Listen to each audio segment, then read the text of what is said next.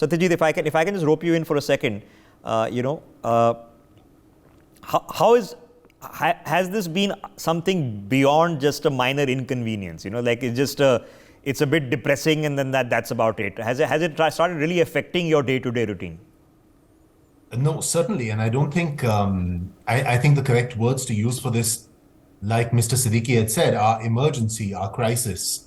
This is a palpable, serious harm. So I don't think we can downplay the severity or personalize it, in a meaningful fashion, because what this is for maybe even 100 million people across North India, Yeah. a direct, serious harm to health and livelihood. I was just looking at some of the numbers, and I think the ones that shock me the most are that on average, our life expectancies are going to be about 12 years less Yeah. than they would be if we did not. Sorry, Satyajit, can you still hear us? We just lost you for a second. Can we figure out what the issue is? I can see him just fine. Yeah, we got you back. Go ahead. Yeah, so we may be the first generation in modern history to suffer severely diminished life expectancies. 10 to 12 years is what they're estimating. The other fact that really shocks me is that 1 in 3 children in Delhi has diminished lung capacity, demonstrably diminished lung capacity. There was a Lancet study about 2 years back. And 8 out of 10 children have, in fact, some kind of effect to their lungs because they are at such a delicate stage of growth and development in this environment. Okay. So what we're looking at is a serious health emergency. Okay, Satish, I'll just come back to the larger picture in a second, but anecdotally, how is your day different with the pollution outside than it was a couple of weeks ago? No, certainly. I mean, it affects us at a personal level. It changes our choices. We just don't go outside as much as we would. Exercise outside, for example, has become something that is seriously dangerous to your health. Are you also having to have now multiple air purifiers inside the house? Well, to the extent that I can, yes, air purifier and AC, is something that we would use. And of course, it makes some difference. But like you said, in an active life where you're going places and doing things, it's a marginal difference. Okay, for Delhi as the spot where it is, attracting these conferences and business tourism and coming from all over the world, once there's no running away from it. This is not a foreign conspiracy. This is what's happening. Do you think that that's really damaging? It affects people's mind space of a city? Rishabh, I think that's a very secondary consideration. There are 25 million people who live in the NCR. We are Delhiites or NCR people. Fair point. And primarily, I'm concerned for the people who actually live here. I mean, tourism and business conferences and other things of course, will be affected, and that's fine. But that cannot be our primary concern. So what I'm driving at is we shouldn't be considering this an exercise in management. We should be angry about this.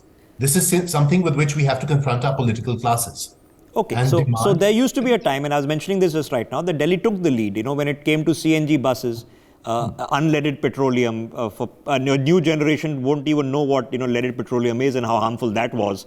The electric metro in Delhi has been a success story that's been replicated all across India. We have started sort of electrifying. I can see electric cars on the road now, electric bicycles on the road now. So it's started, but the crisis seems to be developing faster than the changes that we are making. How did we lose our leadership role? How did we come onto the other side? Well, I mean, of course, there have been some very interesting and positive developments. Electric buses is one which is a huge step. But in terms of how did we let this slide so far, I would say it's really apathy and image management in our political leadership, because there's a great deal of finger pointing, and everyone somehow has to survive this issue that goes on for. Nobody's speaking about it. It's total sannata. It's silence because everybody is hoping that somebody else gets the flak. But if you look out the window, everybody is here and can see it. You can smell it. So you know there's a problem, and now we have to deal with it. I think it's too late this year. We'll have to come up with a plan. We've got 12 months for a better plan, because we certainly can't be doing this. But Satyajit, at what point of time, for those who can, who then have to seriously consider that this is not the place for me to live during the winter, this is not the place to bring up young children or to have elderly parents, and people actually start seeing migration out because of pollution? I mean, honestly, that's upper class escapism.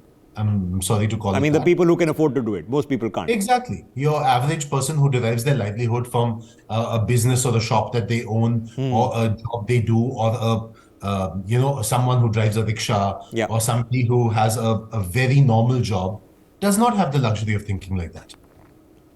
They don't, and they shouldn't have to, because ultimately you have a right to live in a healthy and clean environment. Okay, so Satyajit, where did we lose the common sense that where there is smoke, that there is fire? This is common sense is telling you that a large part of the country is under fire.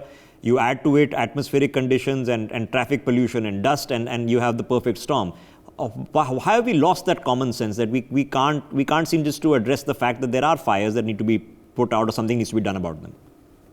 Well, Rishabh, I think we lost it in the 4-year election cycle. We lost it in the fact that everyone must just play the game until they can afford not to. And in terms of solutions, there have been, of course, efforts in Punjab and Haryana, etc. And when you go through them, chemical treatments, other examples are with the machines which are being used. Some of them work, some of them don't work so well. But what you always come up against is that this is a burden and an imposition that a government is placing on a person who is not able to accept it, being the average farmer who is also living a very marginal life. So, and it is very possible for these governments to pull together, create systems where at the appropriate time in the crop cycle, there are interventions which are sponsored and paid for by the government. It's going to have to be that way, and we're a welfare state. We've always been. No. So it has to be done. When it comes to farm subsidy, every country in the world is providing them to the tunes of billions of dollars because they need to be done. So I've been having this conversation. Obviously, unless you can find a practical and economic solution to this, there is no solution to this. It has to make sense. You can't lock up people who are lighting a fire, but you have to make it economically unwise for them to do so. So we get there. Satyajit, so let's on a slightly forward-looking note. Here we are, okay. Now we know it's not necessarily Diwali crackers, but those will be the icing on the cake that really mucks it up in a few days from now. So we're going to be in trouble over the next few days, at least till the 12th, 13th, 14th. It doesn't look good. And then this year is gone. What do we do different for next year? I think in terms of planning and creating solutions, the big problem has always been that all of our governments always impose top-down, technocrat-driven solutions. They need to go and ask the people who have the greatest impact and who suffer this the most. Remember, the first people who suffer from smoke from these fires are the people who are lighting the fires themselves, and need to find out how can that be avoided. Bottom-up thinking, bottom-up solutions need to be created because nothing else works. You have to find out what can reasonably be made to work, what kind of interventions can be made in the crop fire situation, which is perhaps the primary contributor to the crisis. Okay, one last question. In terms of personal choices, are you seeing it between you and your friends and family that when it comes to personal choices, not just the ones that are impacted in terms of pollution, but in terms of, let's say, considering an electric vehicle, okay, considering other modifications an electric stovetop rather than a gas stovetop, are you seeing these considerations coming up for conversation? I'm seeing, of course, a greater penetration of that kind of thinking, and it is a personally attractive choice to have an electric vehicle if feasible. But my problem with that kind of thing is that here is an entire system which has found a way to place the burden on you, the person who, in terms of carbon output, in terms of pollution, etc. The burden, the switching of the burden to a personal one, I think, is a bit of a devious stance, which is taken by those people who should actually bear the responsibility for correcting it. Okay, fair point. Satyajit Sarna, thanks very much for getting us thoughts and perspectives. Like I said, we're all in this together. High, low, rich, poor, young, old, we're all in this together. For more such videos, subscribe to the NewsX YouTube channel, hit the bell icon.